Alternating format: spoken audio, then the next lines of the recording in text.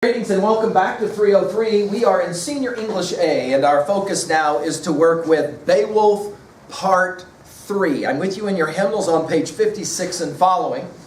The Beowulf epic, as we have been working with it now, has taken us to, first of all, the battle with the great monster Grendel. Second of all, with the battle of Grendel's mother, and the defeat of both of those. And we finished that reading on page 56, and I'm now just going to pick up real quickly, and I hope you're reading with me, with that italicized information, which is kind of a bridge between Beowulf Part 2 and Part 3. It is unfortunate that you cannot have the opportunity to read all of the Beowulf epic.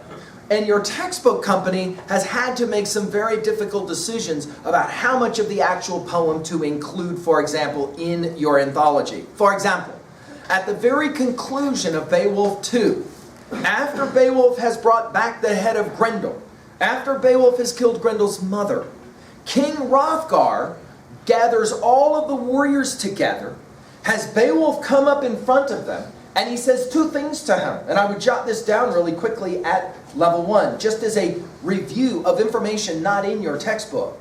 First, Hrothgar says to Beowulf, "You are born of a better stock. You are a very special kind of person. Without your help, we would not have survived the terrible monsters of Grendel and Grendel's mom." Number 2, Beowulf is told by Hrothgar, "I want to give you some advice, son. I'm an old man, you're a young man. Can I give you some advice? And in the process, I want to give all of the young warriors advice, and it is simply this: beware of pride. When you're young, you think you're undefeatable. When you're young, you forget that there will come a day when you won't be young anymore, when you will get old. When you're young, you can kind of have pride in your ability as a great and mighty warrior. But," Hrothgar says, over time you get old." And he says, "I am a perfect example of this." Hrothgar says as king, "When I was young, I was an amazing stud of a warrior. I was a lot like you. But as I got older, all of a sudden Grendel the monster showed up. I couldn't defeat him. I had to rely on you." This is a very interesting and very subtle message. And unfortunately, that speech at the conclusion of Beowulf 2 is not in our anthology. So let's put this major message right in your notes now. And it is simply this: the young need the old to help them grow up. The old need the young to help them finish their life. In other words, it's symbiotic. The young need the old for guidance, for encouragement, for instruction and education, no question. And if you lived in an Anglo-Saxon culture and you were a young warrior, you obviously had to learn a lot of important things, like most importantly how to swing a sword so you could survive, so you could live long enough to be able to have children, which is of course an important part of the society. But as the old get older, the young have to grow up and take care of the old.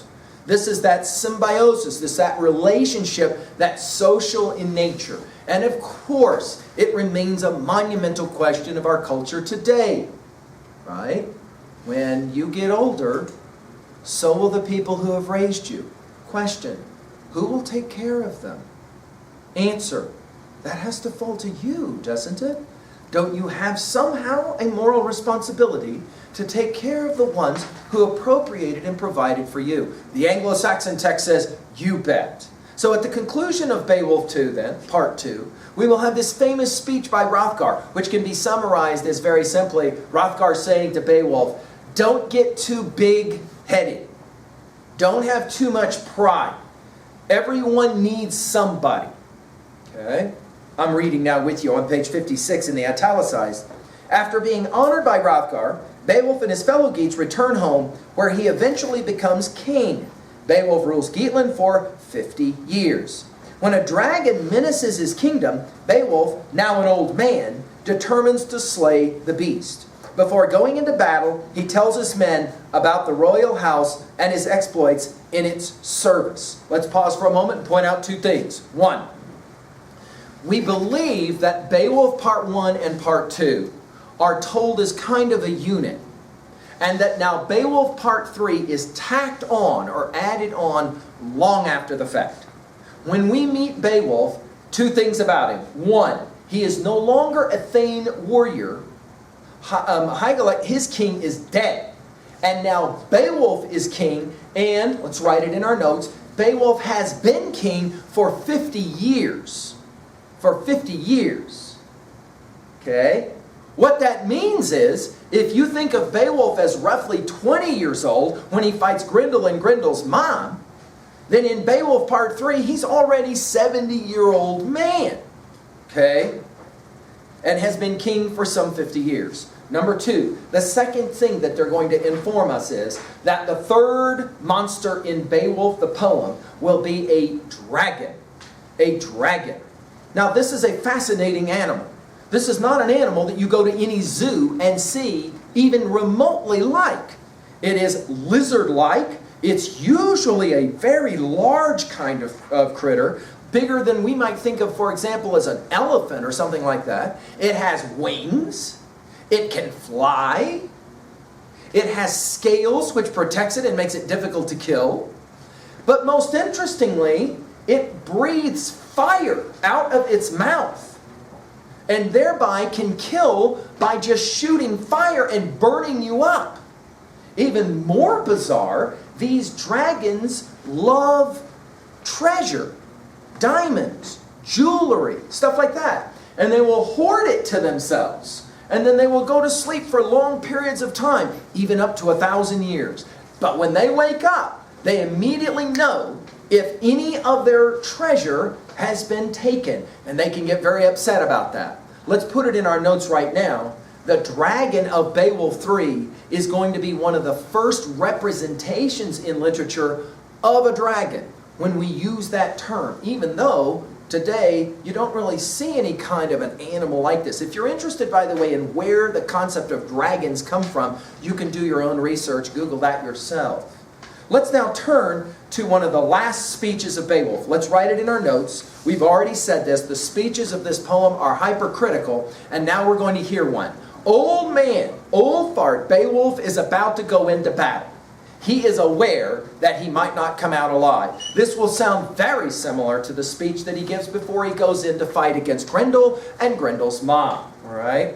Let's now take a look and see what he has to say. I'm with you on page 56. Again, I challenge you. Read along with me. Don't just listen to me read it to you. Try and read along. Try and stay up. See how well you can improve your reading. All right? Let's go to work with it. And Beowulf uttered his final boast. I've never known fear.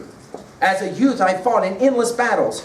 I am old now, but I will fight again. Seek fame still.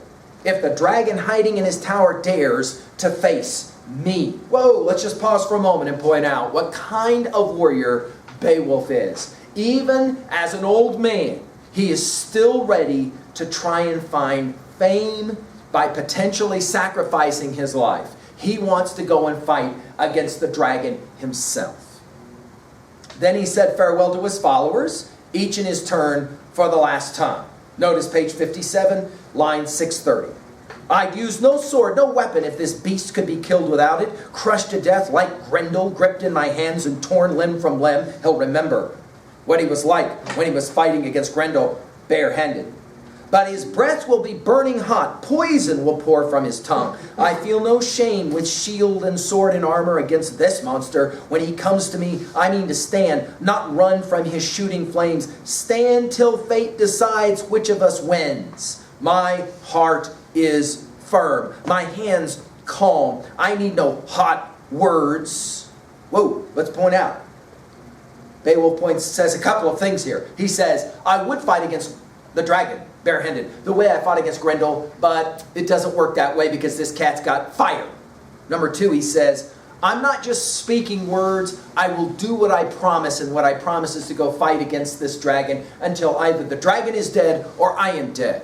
Whoa! So right away, let's write it in our notes at level 2A. This is obviously an example of courage, right? Of courage. Even as an old man, we've got courage. Notice he continues. Wait for me close by, my friends. He's going to take a small group with him to fight against the dragon. Wait for me close by, my friends. We shall see soon who will survive this bloody battle. Stand when the fighting is done. No one else could do what I mean to here. No man but me could hope to defeat this monster. No one could try. And this dragon's treasure, his gold, and everything hidden in that tower will be mine, or war will sweep me to a bitter death. Now let's pause for a moment and answer the question. What motivates Beowulf to go and fight against the dragon? We've already got several answers. One, fame. But notice, we have a shift.